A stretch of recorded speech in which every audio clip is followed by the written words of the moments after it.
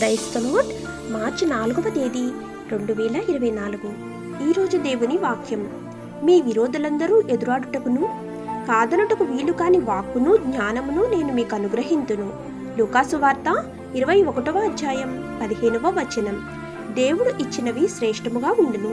ఒకడు తనకు కలిగిన జ్ఞానమంతటితో ఈ లోకంలో డబ్బును సంపాదించవచ్చును, విలాసవంతమైన జీవితమును పొందుకొనవచ్చును, సంతోషమును మాత్రం పొందుకొని చాలడు. మనకు కలుగు సంతోషము, మన జీవితం యొక్క ధ్యేయము మనకి తెలిసిన దినమున మనము వేటిని ప్రేమింపవలెను, మన యొక్క ప్రాధాన్యతలు వేటికి ఇవ్వవలనో తెలియదు.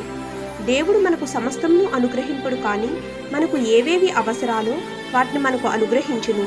మనము ఈ లోక సంబంధమైన అనేక వాటిని దేవుడిని అడుగుతూ ఉంటాము. అవి మనకు దొరకకపోయినప్పుడు దేవుని మీద అపనమ్మకము వృద్ధి చేసుకుంటాము. అట్టి స్థితి మన పతనంకు దారి తీయును. మనము ఈ లోక సంబంధాలతో పోరాడవలసిన అవసరం లేదు, కానీ మౌనముగా దేవుని వైపు చూచినప్పుడు ఆయనే మన పక్షముగా మన వ్యాజ్యములను తీర్చును. కాబట్టి దేవుని వైపు చూచు నిరీక్షణ కలవారమై నడుచుదుముగాక. ఆమేన్. God bless you.